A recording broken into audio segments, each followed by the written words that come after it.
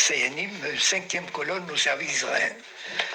Bon, les Sayanim, c'est une invention extraordinaire, parce que je vais d'abord les définir.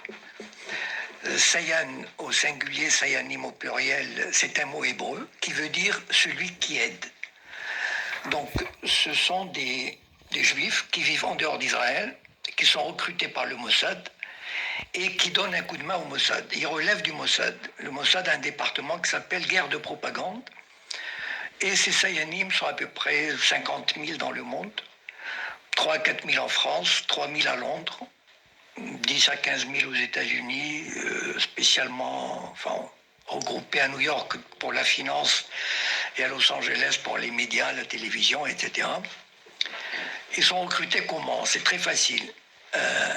Il existe une franc-maçonnerie juive internationale, peut-être vous avez entendu parler, qui s'appelle le Bnei Brit, c'est-à-dire les enfants de l'Alliance, et qui regroupe 500 000 membres à travers le monde, réservés aux juifs. Évidemment, cette franc-maçonnerie, ceux qui en font partie, ce sont des gens de très haut niveau, ne serait-ce que par les contributions financières qui sont très élevées, et qui vont pratiquement du cadre moyen supérieur à un parlementaire, directeur de banque, etc. Enfin, vous pouvez imaginer la catégorie des 500 000 qui font partie de cette organisation. Donc, cette organisation est totalement dédiée à la défense d'Israël. Et quand le Mossad a besoin de quelqu'un, eh ben, il va au Bnei Brit, il consulte la liste et il lui demande « Est-ce que tu veux devenir Sayan ?» Et pour l'autre, c'est un honneur de le devenir. Donc, ils sont où ces Sayanim? C'est là où le point principal. Les Sayanim sont et travaillent, ils mènent leur vie normalement. Ils continuent à vivre normalement en France, par exemple, et ils sont dans toutes les couches de la société. C'est-à-dire, ils sont sur France 2, TF1, ils sont dans la mairie de Lyon, ils sont dans l'armée, ils sont dans la banque.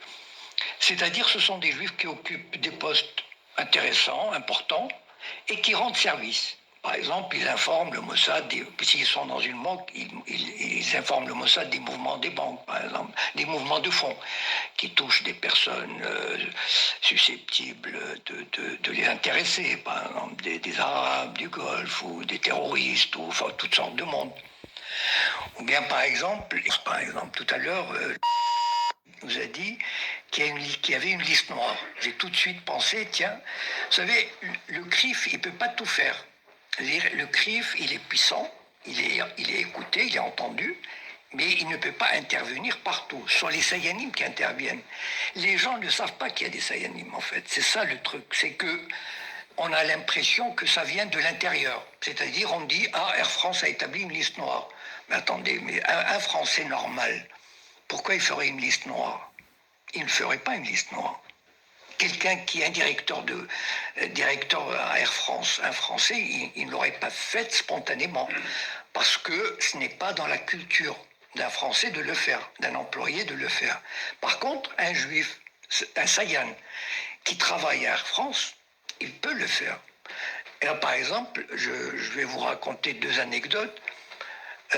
Il y a quelqu'un qui a écrit sur les Sayanim. C'est un livre que je vous recommande, enfin vous pouvez le trouver en bibliothèque, qui s'appelle Gordon Thomas, et qui a écrit l'histoire secrète du Mossad. Les Sayanim occupent une place très très importante. C'est ça la force du Mossad. Et non seulement, on dit par exemple, et Victor Ostrovsky, qui est un agent du Mossad et qui s'est réfugié à Londres. Victor Ostrovsky raconte l'anecdote suivante. La France et l'Irak avaient signé un accord pour la construction d'une centrale nucléaire en Irak. Et il y a eu quelques dizaines d'Irakiens, de scientifiques, qui étaient venus à Saclay pour se perfectionner. Le Mossad, qui était au courant, il avait envie d'avoir leur dossier. Pour un service secret normal, il se creuse les ménages, il se dit comment je vais obtenir ces dossiers. Est-ce que je vais faire par effraction? Est-ce que je vais essayer d'acheter quelqu'un? En tout cas, ça va lui prendre pas mal de temps.